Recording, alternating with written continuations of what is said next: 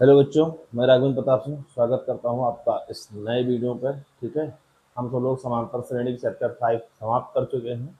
ये हमारा है चैप्टर 6, अध्याय 6 त्रिभुज। ठीक है, तो यहाँ पर हम त्रिभुज के बारे में पढ़ेंगे। तो त्रिभुज के बारे में पढ़ने से पहले हम इसके बारे में पढ़ेंगे कि इसकी किस, जैसे यहाँ पर हम इस चैप्टर में हम समरूप आकृतियों के बारे में पढ़ेंगे। ठीक है, तो समरूप आकृतियाँ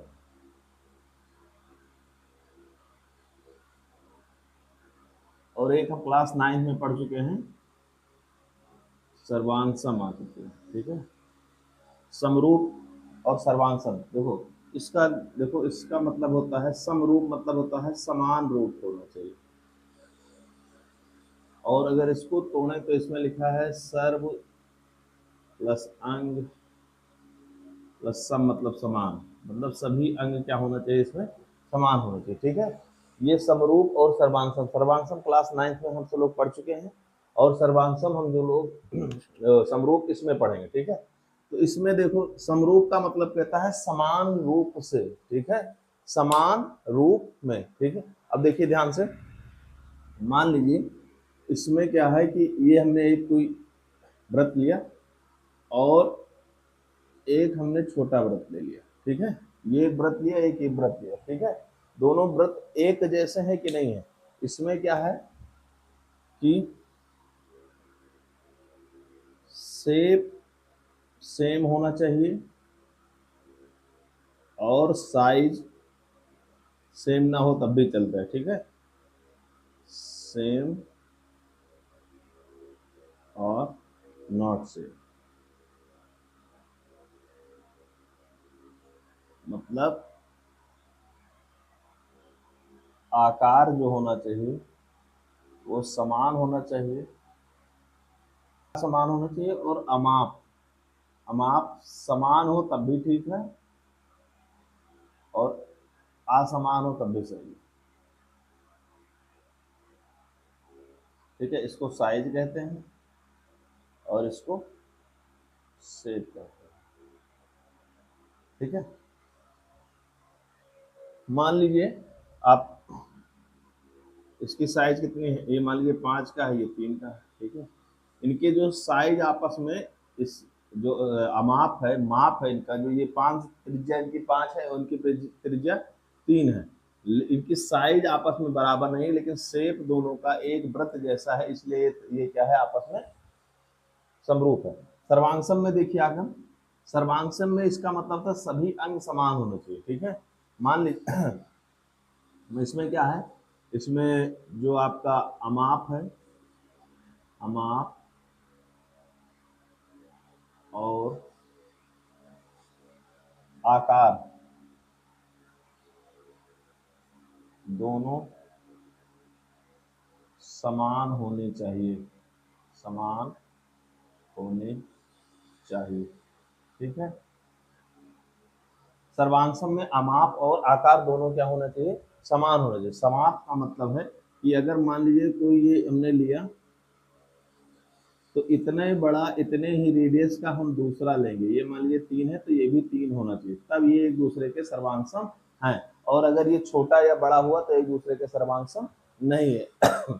जैसे हम चलो बहुत सारे लोगों को जो है उसकी, मान लीजिए किसी का फोटो दे, किसी को हम वास्तविक देखते हैं उसके बाद उसका फोटो देखते हैं, तो वास्तविक और फोटो उसमें दोनों अलग अलग होते हैं। वास्तविक वो ज्यादा लंबा होता है, फोटो में छोटा होता है, लेकिन दोनों की जो चेहरा होता है वो एक जैसा ही होता है। ठीक है, तो इसलिए वो समरूप होंगे। समझ में आ रही बात। लेकिन इधर आइए, अगर दोनों का सेम साइज और शेप बराबर नहीं होगा तो वो सर्वांगसम नहीं होंगे, ये बात ध्यान रखिएगा। ठीक है, समझ में आई बात। अब देखिए,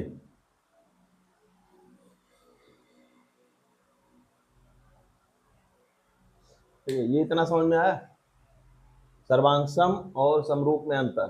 ठीक है, अब ये हम कह सकते हैं कि जो सर्वांगसम होगी वो समरूप होगी, मतलब जो आकृति सर्वांगसम होगी वो समरूप होगी, लेकिन इसका उल्टा हम नहीं कह सकते। ठीक है, देख लीजिए इसको। अब देखिए, अगर किसी बहुभुज, दो बहुभुज को, ठीक है, दो बहुभुज को अगर हमें समरूप दिखाना होगा तो हम क्या करेंगे। ठीक है, बहुभुज का मतलब ऐसा नहीं कि त्रिभुज के लिए ही बात हो रही है, चतुर्भुज की बात भी हो रही है, ठीक है। और उसके बाद जो आगे जितने भी बहुभुज हो गए, षष्ठभुज हो गए, अष्टभुज हो गए, है ना, इसके लिए एन, मान लीजिए एन भुजा वाला कोई बहुभुज हो गया, तो उन सब के लिए बात हो रही। तो हमें क्या कंडीशन जो याद रखनी है कि भुजाओं की समान संख्या वाले दो भुज, ये याद रखना, समान संख्या वाली बहुभुज का मतलब होता है ऐसा नहीं कि आप त्रिभुज को चतुर्भुज के समरूप कर देंगे, नहीं नहीं, त्रिभुज को त्रिभुज के, क्योंकि त्रिभुज में भी तीन है और इसमें भी तीन भुजा है, त्रिभुज को त्रिभुज में, चतुर्भुज को चतुर्भुज में, ठीक है। ऐसा नहीं, व्रत को व्रत से, समान भुजा होनी चाहिए। संख्या वाले दो बहुभुज समरूप होते हैं यदि, पहला कंडीशन दिया है, उनके संगत कोण बराबर होने चाहिए। उनके संगत कोण क्या होना चाहिए? बराबर होने चाहिए। उनकी संगत भुजाएं एक ही अनुपात में हो, अर्थात समानुपाती हो, ठीक है। इधर देख लीजिए, मान लीजिए हमने ये ए ले लिया, बी ले लिया, सी ले लिया, ये ले लिया, पी ले लिया, ये क्यू ले लिया, आर ले लिया, ठीक है। तो संगत कोण, पहले संगत जान लो इसमें किसे कहते हैं, संगत कोण। देखिए ये बी है तो इसका बी का संगत कोण क्या हो जाएगा? बी का संगत कोण कौन हो जाएगा? क्यू हो जाएगा, ठीक है। सी का संगत कोण कौन हो जाएगा? आर हो जाएगा, ठीक है। ये भी इधर है, ये भी इधर है, और ये ऊपर है ऊपर, तो ए का क्या हो जाएगा? एंगल पी, ठीक है। ये संगत कोण हो गया। अगर संगत भुजाएं आपको, संगत भुजा, ठीक है, तो ए बी का कौन हो जाएगा? ए बी के इधर से जाने पर पी क्यू मिल जा रहा है तो पी क्यू हो जा रहा है, ठीक है। बी सी नीचे है और इधर नीचे कौन है? क्यू आर है, और इधर ए सी है और उधर कौन है? P R. तो ये सब क्या हो गए? संगत भुजा हो गए, और ये हो गए संगत कोण। तो वही कह रहा है कि यहाँ पर देखो, इनके संगत कोण बराबर होना चाहिए, जो संगत कोण होना चाहिए वो आपस में बराबर होने चाहिए, और संगत भुजाओं का अनुपात समानुपात होना चाहिए। मतलब उनका जो अनुपात आए, जितने भी भुजाएं हैं उनका क्या हो कि सबका अनुपात जो है, अगर सॉल्व किया जाए, जो भी किया जाए, तो समान आना चाहिए, तब वो एक दूसरे के क्या होंगे? समरूप होंगे। आइए एक उदाहरण दिया है, एग्जाम्पल, ठीक है, इसके माध्यम से हम लोग देखते हैं। देखो ये कह रहा है कि क्या ये जो है चतुर्भुज इस चतुर्भुज के समरूप है कि नहीं। तो हमने पढ़ा है कि अगर भुजाओं की समान संख्या वाले दो बहुभुज, तो देख लो 1 2 3 4, यहाँ भी 1 2 3 4, तो पहले ये समान भुजा है इसलिए ये समरूप हो सकते हैं। अब इसके बाद ये कंडीशन देखा जाए, उनके उनके संगत कोण बराबर है। अब संगत कोण देखो इधर, यहाँ देखो एंगल ए है, एंगल ए का संगत कोण कौन है? एंगल पी, और ये किसके बराबर? 105 के। ये भी 105 है और ये भी 105 है, ठीक है। इसी प्रकार एंगल बी देख लो, एंगल बी का संगत कोण यहाँ कौन है? एंगल क्यू, और इसकी वैल्यू भी 100 है और इसकी वैल्यू भी 100 है। फिर यहाँ पर एंगल सी देख लो, एंगल सी की वैल्यू, और यहाँ एंगल आर है इसके संगत में, इन दोनों की वैल्यू 70 है, ये लिख लिया हमने। और यहाँ पर एंगल डी, एंगल डी की वैल्यू, एंगल डी और एंगल एस दोनों क्या है? संगत है, और दोनों की वैल्यू 85 है। तो पहला तो कंडीशन प्रूफ सही हो गया, लेकिन दोनों कंडीशन सही होने चाहिए। एक कंडीशन सही है, एक नहीं सही है, तो क्या होगा? वो समरूप नहीं होगा। हमारे लिए क्या होना चाहिए? दोनों कंडीशन होनी चाहिए। तो पहला कंडीशन तो हमारा सही हो गया। अब दूसरा देख लीजिए, जो दूसरी कंडीशन है, उसने कहा इनकी संगत भुजाओं का अनुपात। अब भुजाओं का अनुपात, तो देखो ए बी, ए डी का संगत भुजा कौन सी है? पी एस है, तो A D upon P S कर लो, A D upon P S. A D का कितनी वैल्यू है? 2.1, और इसकी वैल्यू कितनी है? 4.2। इसको हटाओगे, इससे हट जाएगा, 21 गुना ये कितना हो जाएगा? 1/2, ठीक है। इसी तरह यहाँ देख लीजिए, इसी प्रकार ऊपर देख लीजिए, नीचे नहीं दिख रहा होगा। इसी प्रकार अब ए बी का संगत कोण क्या है? पी क्यू है, पी क्यू। तो ए बी कितना है बेटा? 1.5, और पी क्यू कितना है? 3.0। इससे ये जीरो हट जाएगा, ये काट दो, 1/2 ये भी आ गया, है ना। अब एक बचा ये बी सी, और बी सी इधर के कौन सा है? Q R. बी सी का संगत क्या है? Q R. बी सी की वैल्यू कितनी है? 2.5, और क्यू आर की वैल्यू कितनी है? 5। तो ये 5.0, ये हटाओ, ये हटाओ, 25 गुना 1/2 हो जाएगा, ठीक है। बी सी 2.5, इसका भी हो जाएगा 50 गुना 50, है ना। फिर इसका देख लीजिए,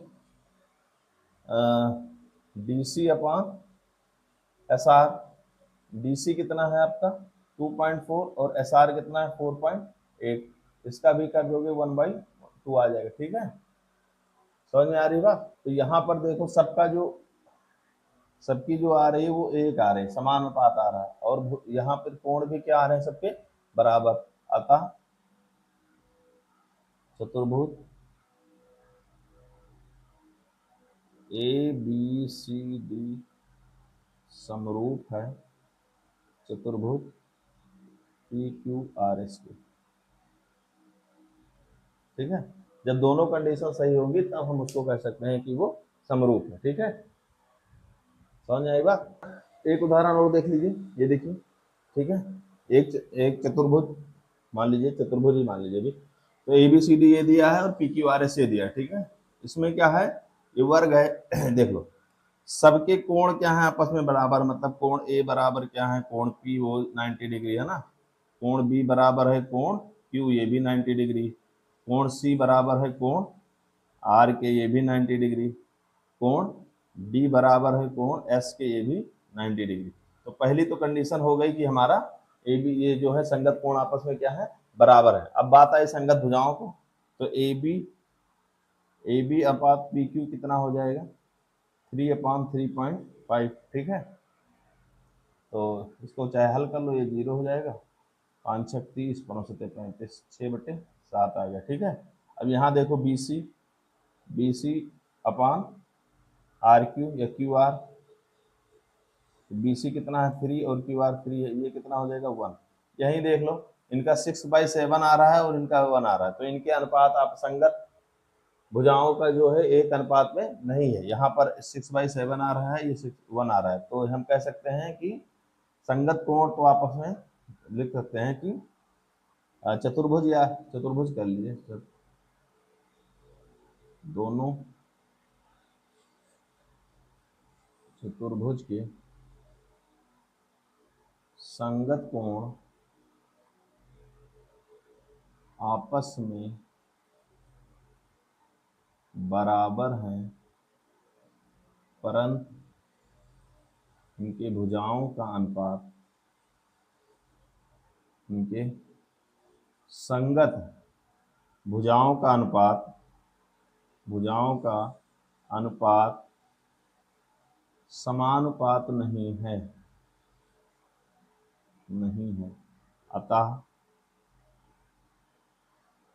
आकृतियां समरूप नहीं है, आकृतियां समरूप नहीं है। ठीक है, मतलब ABCD समरूप नहीं है किसके, PQRS के। समझ में आई बात। तो ये दो एग्जांपल से हमको समझ गए कि कोई जरूरी नहीं है कि एक कंडीशन सही हो जाए तो दूसरी भी अगर सही है तभी होगी, अगर नहीं सही होगी तो नहीं होगी। अगर भुजाओं का अनुपात समानुपात है और कोण नहीं आपस में बराबर है तब भी समरूप नहीं होंगे, और अगर कोण बराबर है भुजाओं का अनुपात समानुपात नहीं है तब भी बराबर वो समरूप नहीं होंगे। ठीक है, दोनों कंडीशन फॉलो होनी चाहिए जो यहाँ पर लिखा है, और सबसे पहले तो समान संख्या वाले दो बहुभुज होने चाहिए। ठीक है, ये आपका उदाहरण था। अब हम इसके बाद इसकी एक्सरसाइज करेंगे।